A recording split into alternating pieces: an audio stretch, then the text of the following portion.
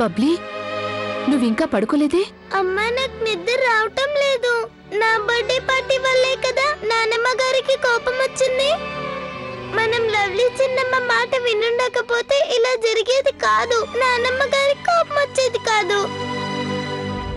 బబ్లీ, ఇక ఈ విషయం గురించి మాట్లాడాల్సింది గానీ అడగాల్సింది గానీ ఇంకేం లేదు. చాలా పొద్దుపోయింది. లైట్ ఆఫ్ చేసి వెంటనే పడుకోండి. వెళ్ళు, వెళ్ళి హాయిగా పడుకో.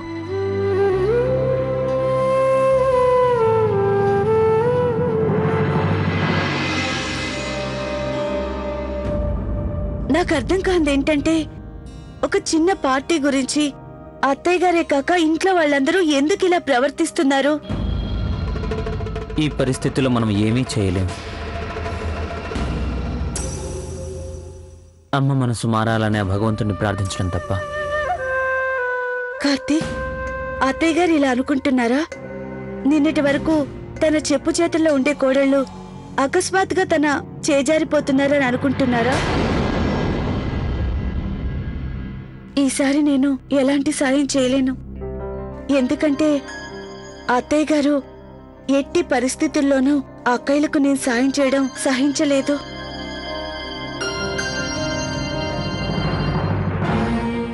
ఇంత జరిగిన తర్వాత కూడా నేనిది నమ్మలేకుండా ఉన్నాను. నా కొడుకులు కోడళ్ళు నా మాటకు వ్యతిరేకంగా వెళ్తారా? సరే, అయ్యిందేదో అయ్యింది. దీనంతటికీ మూల కారణం ఆ అబద్ధాల కోరు లవ్లీ. నా కోడళ్లను తప్పుదారి పట్టించిన తనని నేను ఎన్నటికీ క్షమించను.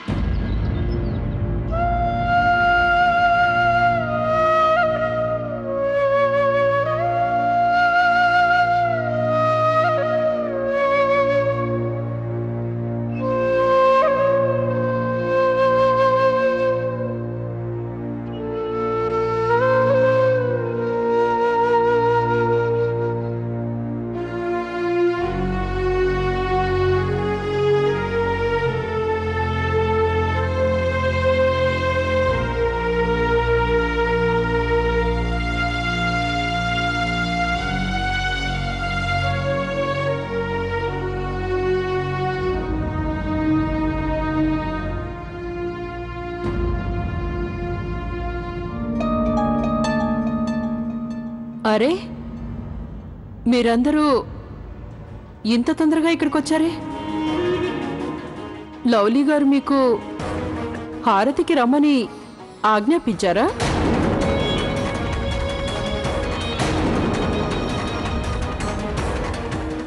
నాకు తెలిసి నేను అనుకున్నది ఏంటంటే, మీరందరూ నా నియమ నిబంధనలకు వ్యతిరేకంగా వెళ్ళాలని నిర్ణయించుకున్నారు కదా.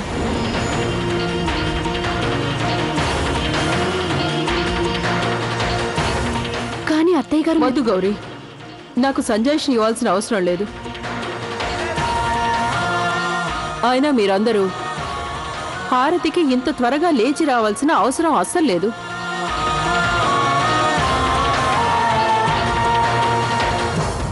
ఎందుకంటే త్వరగా నిద్ర లేవాలనేది కూడా ఇంట్లో నేను పెట్టిన నియమమే. ఇక నా నియమాలన్నింటినీ ఈనాటి నుంచి నేను రద్దు చేస్తున్నాను.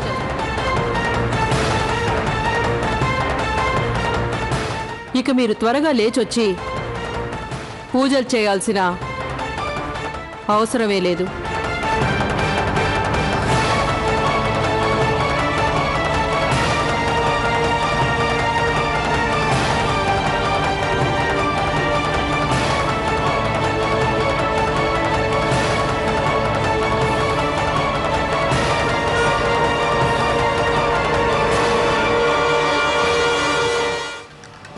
పిల్లలకు పాలు కలిపాను.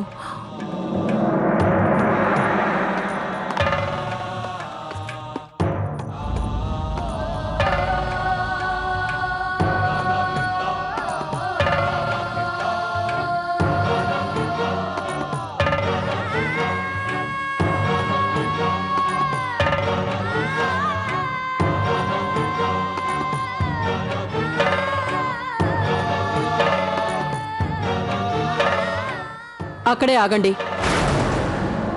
నేను మీ అందరికీ చెప్పాను కదా, మీలో ఎవరు ఇంటి పనులు చేయొద్దని. వెళ్ళండి, లవ్లీ పాటకు తాళం వేయండి.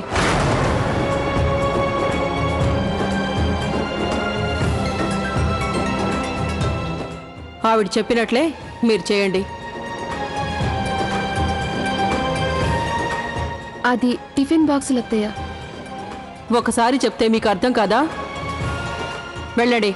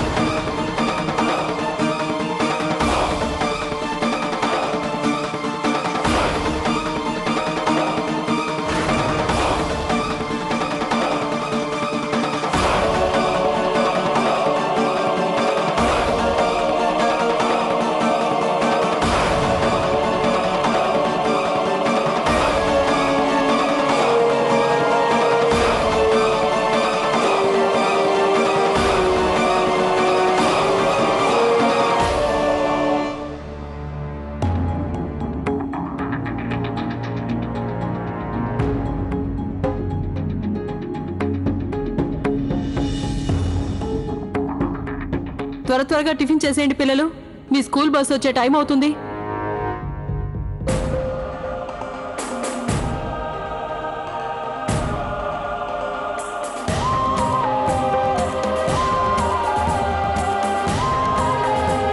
టిఫిన్ తినేసావా? సరే రా రా రా.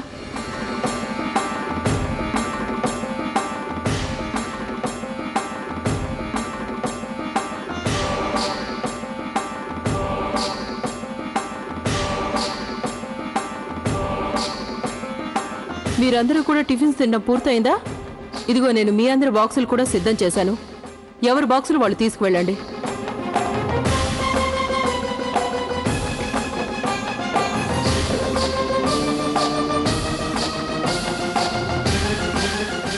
రండి, మీరు కూడా వచ్చి టిఫిన్ తినండి.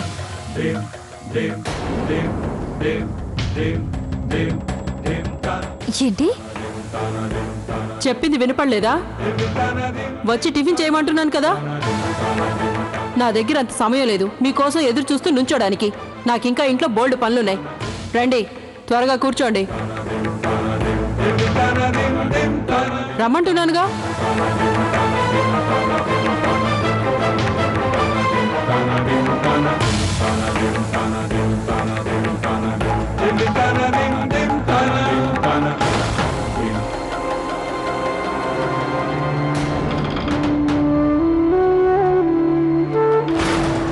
మీకే చెప్పేది, త్వరగా టిఫిన్ చేయండి. నాకు అంత టైం లేదు.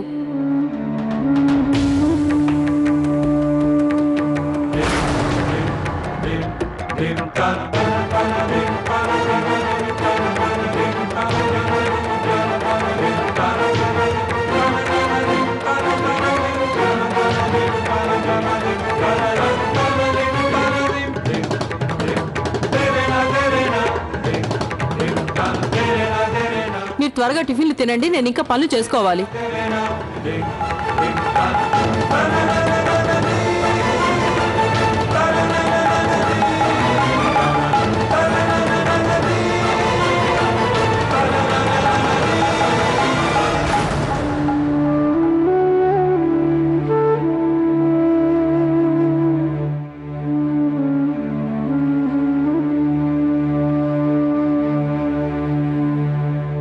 ఆగండి.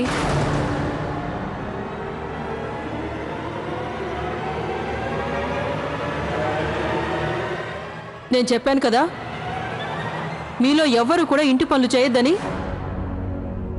ప్లేట్లు కింద పెట్టండి, నేను తీస్తాను.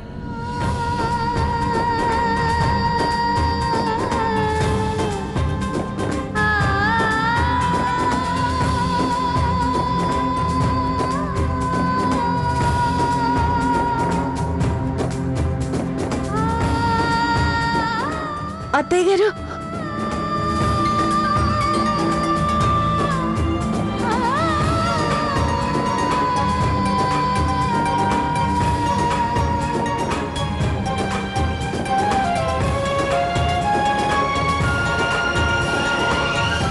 అత్తయ్య గారు ఇలా ఇవ్వండి, నేను తీసుకెళ్తాను.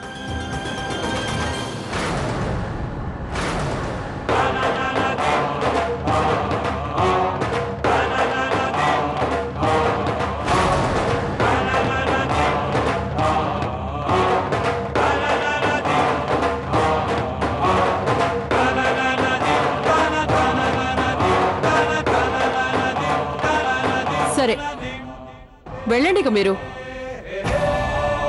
లవ్లీ గారు చెప్పే పనులు చేయండి.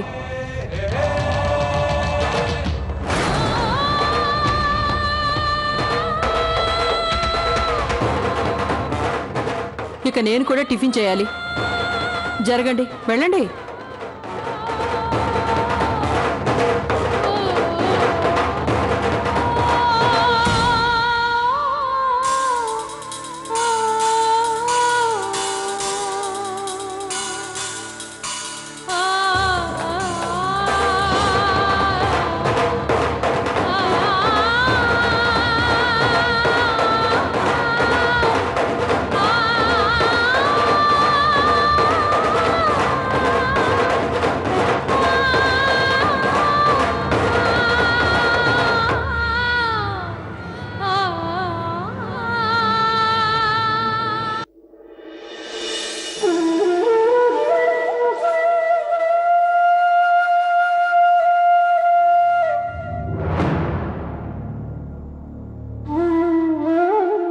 ఇలా బొమ్మల్లా ఉంటే ఎలా?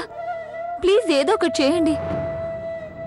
అక్కయ్య, మీరు అత్తయ్య గారితో మాట్లాడడానికి ప్రయత్నించండి. మీ మాటను ఆవిడ తప్పక వింటారు. వెళ్ళండి అక్క, వెళ్ళండి అక్క.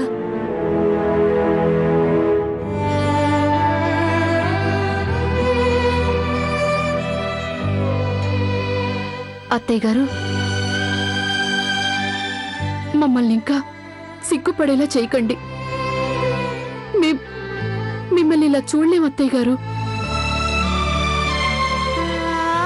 చేతులు జోడించి వేడుకుంటున్నాను, దయచేసి మమ్మల్ని క్షమించండి, క్షమించండి.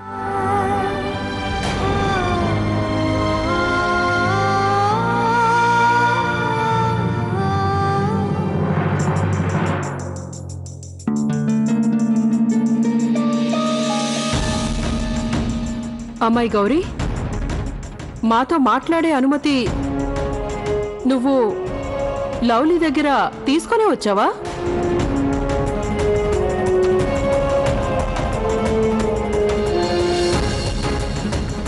అయినా నువ్వు ఈ అర్హతను పోగొట్టుకున్నావు. నాతో మాట్లాడకుండా ఉండడమే నీకు మేలనుకుంటాను. అత్తయ్య గారు ఒకసారి. అమ్మాయి గౌరీ, నీకు ఈ సంగతి బాగా తెలుసు అనుకుంటాను. నువ్వు నా ప్రతిరూపానివని నేనెప్పుడూ అనుకుంటాను. నువ్వు నా నీడలో అచ్చం నాలానే పెరిగావని ఇంతవరకు భ్రమపడ్డాను. నీ తోడికోడళ్ళందరికీ నువ్వే ఒక ఆదర్శం, నువ్వే ఒక మార్గదర్శం అనుకున్నాను. నాకు నీ మీద చాలా నమ్మకం ఉండేది, అలానే చాలా అభిమానం కూడా ఉండేది. కానీ అమ్మాయి గౌరీ, నువ్వు నా నమ్మకాన్ని వమ్ము చేసావు. అత్తయ్య గారు, దయచేసి మీరు నాతో అలా కఠినంగా మాట్లాడకండి. కఠినంగానా? నేను మిమ్మల్ని అందరిని ఎందుకు బాధపడతాను? నేనేమైనా స్కూల్ ప్రిన్సిపల్నా? ఏ తప్పు చేయకుండానే నేను మిమ్మల్ని శిక్షించడానికి?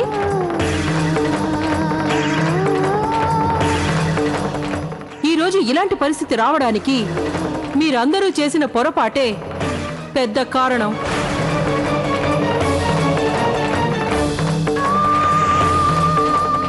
అందరికన్నా పెద్ద తప్పు నీదే గౌరీ, నీదే నీదే నీదే.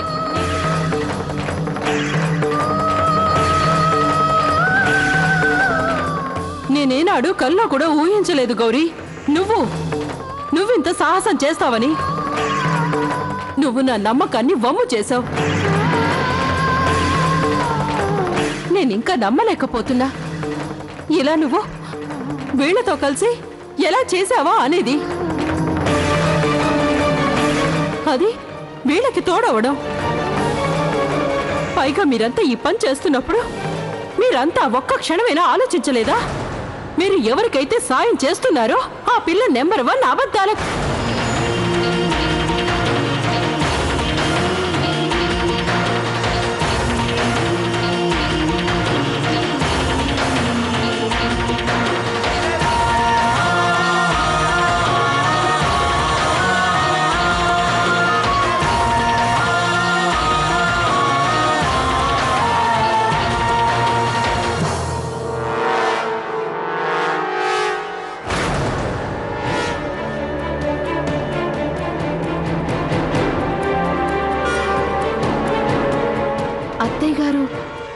అత్తయ్య గారు ఏదో చెప్పబోయి ఆగిపోయారు. లవ్లీ, నా పర్సు ఇలా ఇవ్వు.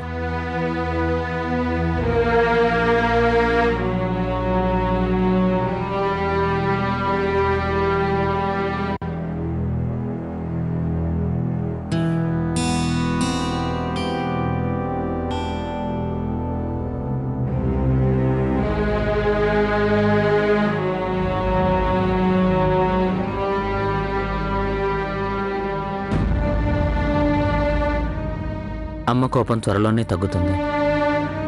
మనందరినీ త్వరలోనే క్షమిస్తుంది. ఆవిడ మా కన్న తల్లి. మా అందరి మీద ఎంతో కాలం కోపంగా ఉండలేదు. లేదు కార్తీక్, ఈసారి అలా కాదు. నాకెందుకో ఈ విషయం పెద్దదవుతుందనిపిస్తుంది. నాకు తెలుసు ఇది ఇంతటితో ఆగదు. పెద్ద సమస్యలా మారబోతుంది. లేదు, ఇంకే సమస్య రాదు. నేను ఆఫీస్కి వెళ్తున్నాను. దీని గురించి అనవసరంగా ఆలోచించకు, ఓకే?